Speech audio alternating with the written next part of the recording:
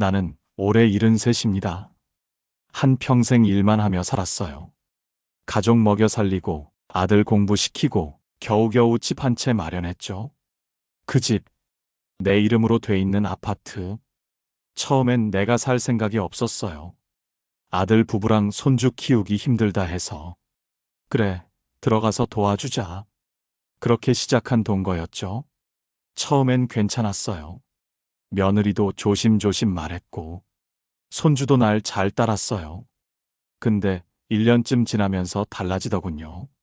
아버님, 이건 이렇게 안 하세요. 아버님, 저녁은 간단히 드시죠. 아버님, 내일은 외출 있으시죠? 말투 하나하나에 나가달라는 마음이 느껴졌어요. 그리고 결정적으로 그날이었죠. 퇴근한 아들 앞에서 며느리가 내 눈앞에서 이렇게 말했어요. 당분간 아버님 혼자 지내보시는 것도 좋을 것 같아요. 나는 그 말 듣고 한동안 말을 잃었어요. 아들이 날 위해 산 집, 아니, 내가 사서 넘겨준 집인데 내가 나가야 한다니. 그날 밤 주방에서 조용히 물 한 잔 마시면서 이 생각이 들더군요. 이 집 내 명이지. 명의는 나고 살기는 걔네가 하고. 근데 난 눈치나 보고 있어. 그래서 다음 날 아침 조용히 부동산에 전화했어요. 예, 이 아파트 매물로 내놓고 싶습니다. 주인, 저 맞습니다. 부동산에 전화를 걸고 나서 심장이 콩닥콩닥 뛰더군요. 이 나이에 그렇게 큰 결정을 그렇게 단번에 내릴 줄은 나도 몰랐어요. 오전엔 아무렇지 않은 척 TV도 보고 손주랑 퍼즐도 맞췄어요. 근데 속으론 계속 생각했죠. 이 집 팔면 어디로 가지? 아들 반응은 어떨까? 근데도 결정은 흔들리지 않았어요. 며칠 지나 집을 보러 온 부동산 사람이 이렇게 말하더군요. 요즘 이런 구조 금방 나갑니다. 그리고 일주일 만에 계약이 성사됐어요. 계약서에 도장 찍던 날 느낌이 이상했어요. 내가 가진 것 중 가장 크고 묵직했던 걸 스스로 내려놓은 기분. 아들은 뒤늦게 알았죠. 서류가 넘어가는 걸 보고 깜짝 놀라서 전화를 걸어왔어요. 아버지, 갑자기 왜 이래요? 이 집, 우리 가족이랑 같이 살려고 한 거잖아요. 나는 조용히 말했죠. 내 가족은 내 가족이고 나는 이제 내 인생 살아보려고 한다. 그 말에 아들은 한참을 말이 없었어요. 전화기 넘어 숨소리만 들렸죠. 며느리는요, 말도 없이 방에 들어가더군요. 마치 다 알고 있었단 듯 아무 감정도 없는 얼굴이었어요. 그 모습을 보면서 속으로 생각했죠. 그래, 이게 정답이었구나. 이 집에 있어봤자 나는 그림자처럼 살아갈 뿐이었어. 짐은 많지 않았어요. 옷 몇 벌, 책 몇 권, 예전 사진 몇 장. 짐을 챙기며 마지막으로 집안을 한 바퀴 돌았어요. 내가 손수 시공했던 장판, 정성 들여 고른 조명, 손주와 앉아보던 거실. 근데 아쉽지 않았어요. 그냥 수고했다는 마음이 들었어요. 내가 너무 오래 남 눈치 보며 살아왔구나. 이제는 내가 주인인 삶을 살아야겠다. 밖으로 나오니 바람이 조금 차가웠어요. 하지만 속은 이상하게 따뜻했어요. 짐을 들고 나왔을 때 나는 특별한 계획이 없었어요. 어디로 갈지도 앞으로 뭘 할지도 모른 채 그저 마음이 시키는 대로 걷기 시작했죠. 처음엔 고향집 생각이 나더라고요. 어머니 살아계시던 그 집, 텃밭 있고 마당 넓고 어릴 땐 그 마루에서 여름밤을 보냈던 기억. 하지만 그 집은 이미 남한테 넘어간 지 오래예요. 그렇게 미련 없이 발길을 돌려 원룸 하나 구했어요. 크지도 새롭지도 않지만 문 열면 나만의 공간. 그게 너무 좋았어요. 이제는 눈치 안 보고 아침 6시에 라디오 틀고 김치찌개 끓여 먹을 수 있어요. TV 채널도 마음대로 바꾸고, 낮잠 자고 싶을 땐 그냥 눕죠. 이게 그렇게 행복한 일이었는지 몰랐어요. 며느리랑 같이 살 땐 내가 누구인지 점점 잊혀졌어요. 아버님, 조용히 좀 해주세요. 아버님, 요건 드시면 속 안 좋으실걸요. 아버님, 그건 저희가 알아서 할게요. 하루에도 몇 번씩. 내가 왜 여기 있지? 그 생각이 들었어요. 근데 지금은 거울 보며 혼잣말도 해요. 정호야, 고생했다. 너 잘했어. 외롭냐고요? 물론 가끔은 외로워요. 그래도 누구 눈치 보며 속 끓이는 것보다 훨씬 낫죠. 내가 선택한 공간에서 내가 결정하는 하루를 사는 것, 그게 노후의 진짜 자유라는 걸 이제야 알게 됐어요. 며칠 전엔 근처 복지관에도 다녀왔어요. 무료 점심도 나오고 같은 나이대 사람들과 이야기도 나눌 수 있고, 거기서 어떤 분이 이런 말을 하시더라고요. 아이고, 난 아들이 집 사준다고 해도 안 간다니까. 들어가면 그때부턴 내 인생 끝이야. 그 말 듣고 속으로 고개를 끄덕였죠. 맞아요. 자식 집이라고 다 좋은 게 아니에요. 어디든 내가 주인인 곳이 제일 편한 집이더라고요. 새로 이사 온 원룸은 작지만 아늑했어요. 창문 하나에 햇살이 쏟아지고 주방 옆 조그만 식탁엔 매일 내가 차린 밥상이 올라오죠.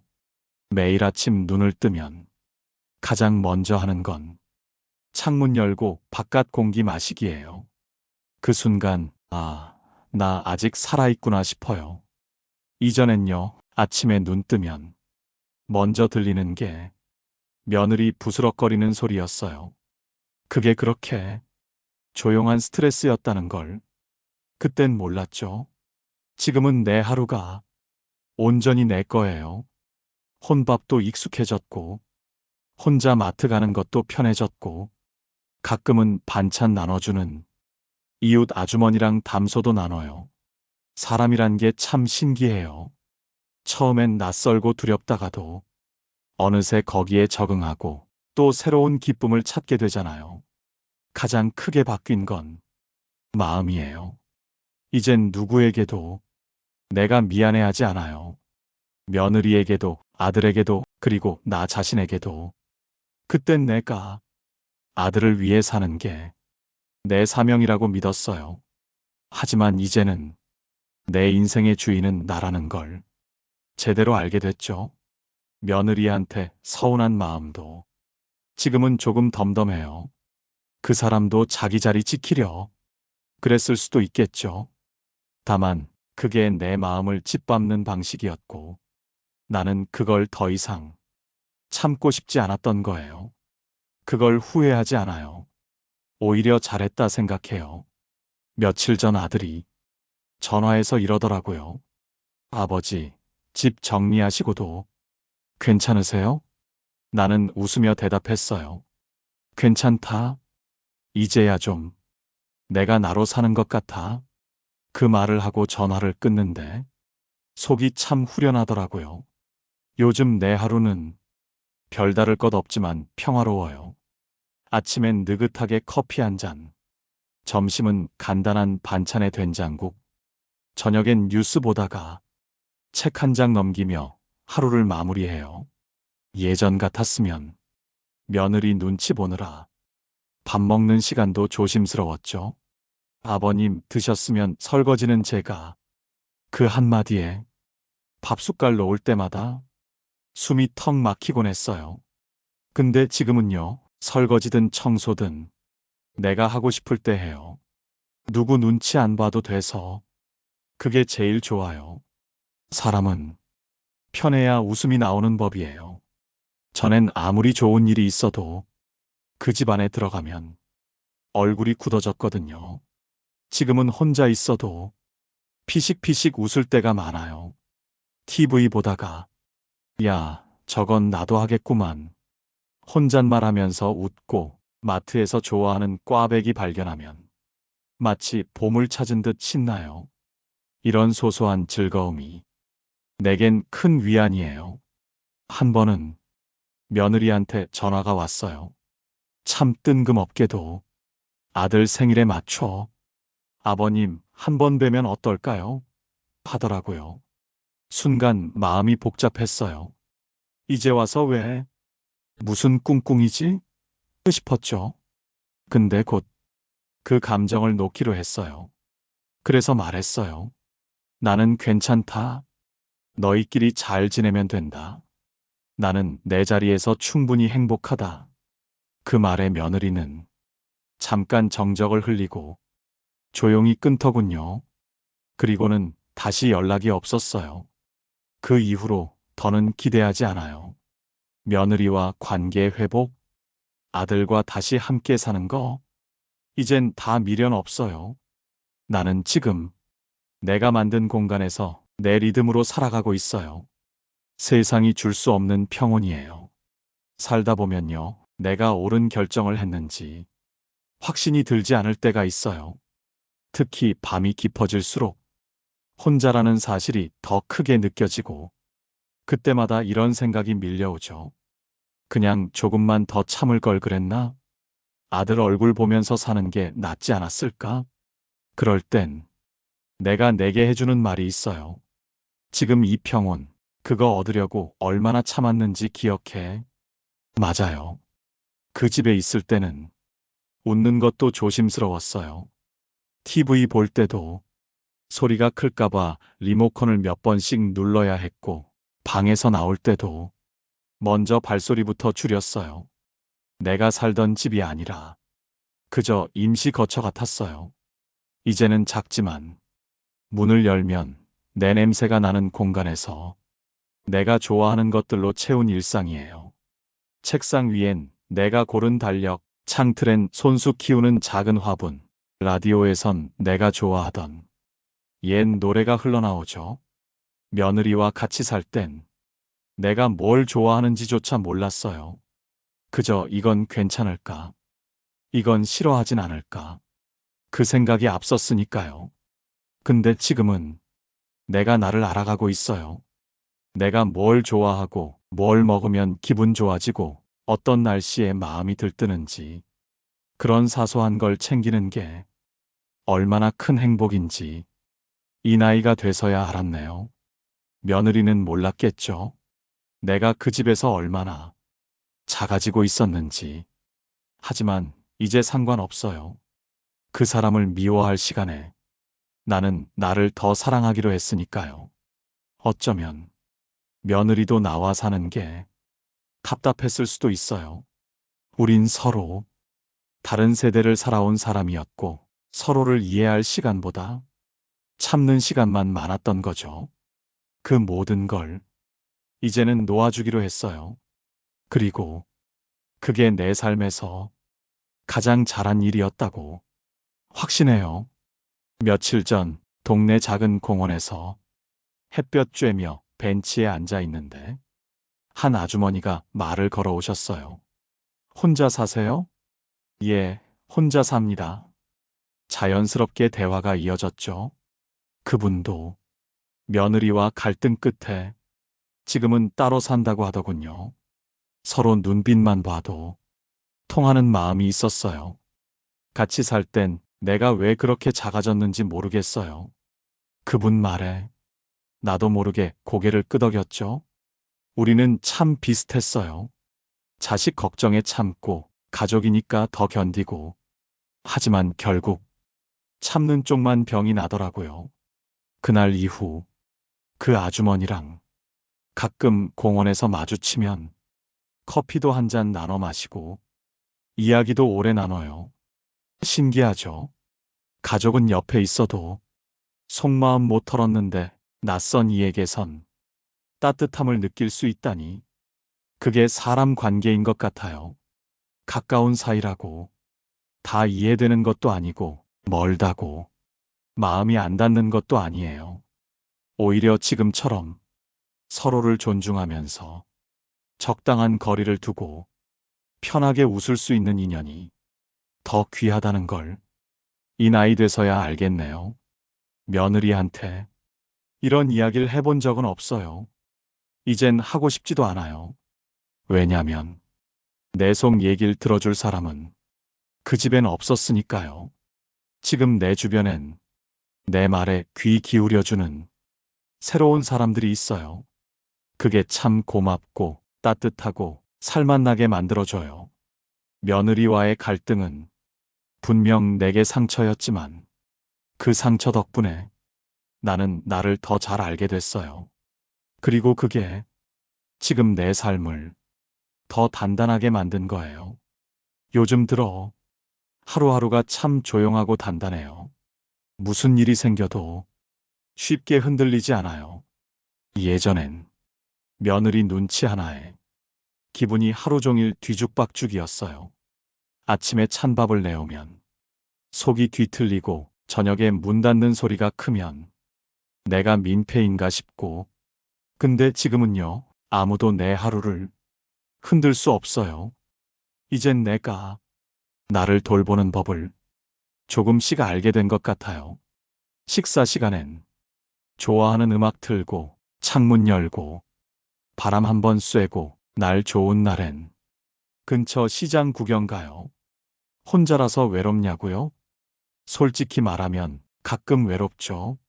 명절 때 혼자 밥 먹을 땐 속이 좀 허전하기도 해요. 하지만 그 외로움조차 이젠 받아들여요. 외로움은 누구나 가진 감정이고 그걸 억지로 지우려다 보면 내 마음까지 망가지거든요. 나는 그냥 외롭다는 사실을 인정해요.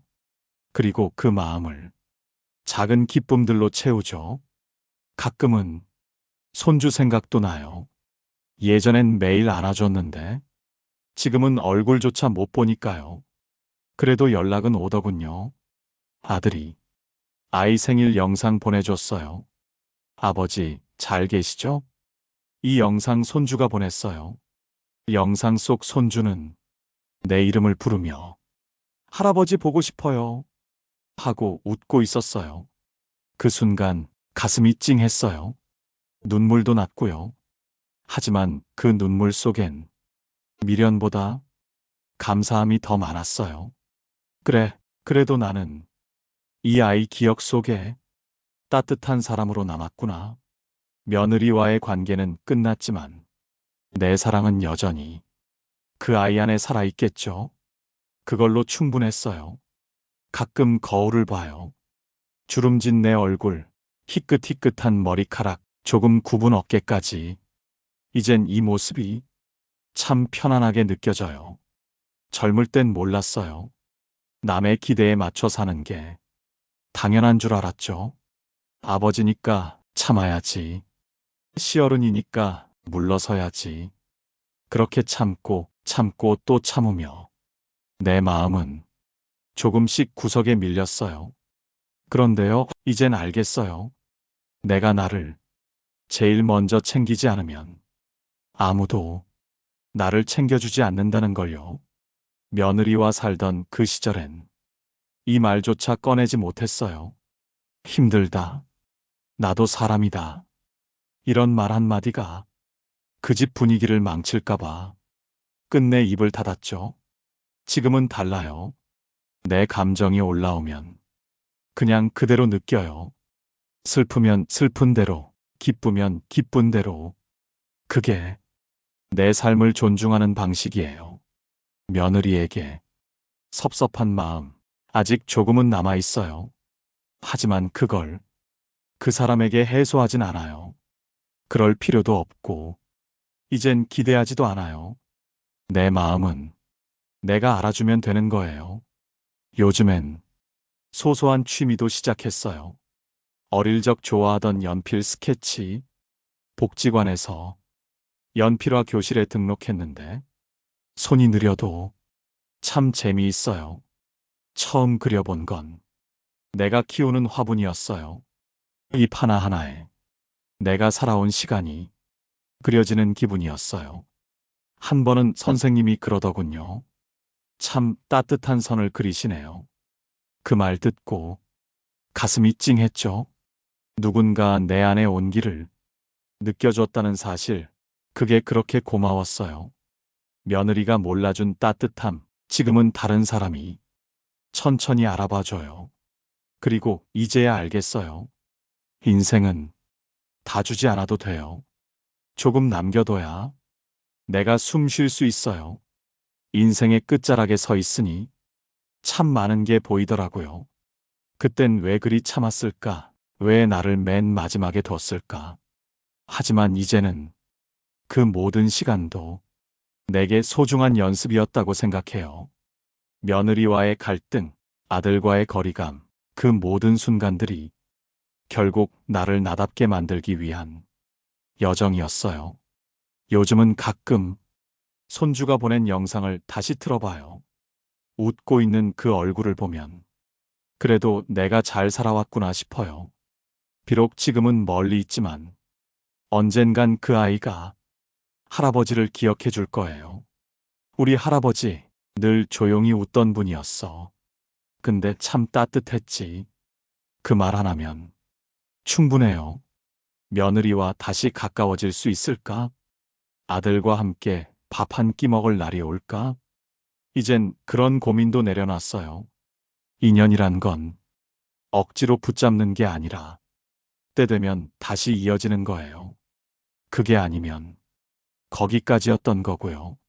나는 지금 나의 하루를 살고 있어요. 눈치 안 보고 기대하지 않고 그저 있는 그대로의 나로. 그 삶이 처음엔 낯설었지만 이제는 이보다 더 자연스러울 순 없어요. 가끔은 이 생각도 해요. 그 집을 팔지 않았더라면 나는 아직도 내 자리 하나 없이 소파 끝에 앉아 있었을 거라고. 그 결단 하나가 내 인생을 바꿨어요. 그래서 오늘도 혼잣말처럼 중얼거려요. 잘했다, 정호야. 그 집 팔길 정말 잘했어. 그리고 이제야 말할 수 있어요. 나는 나를 포기하지 않은 노인이었어요.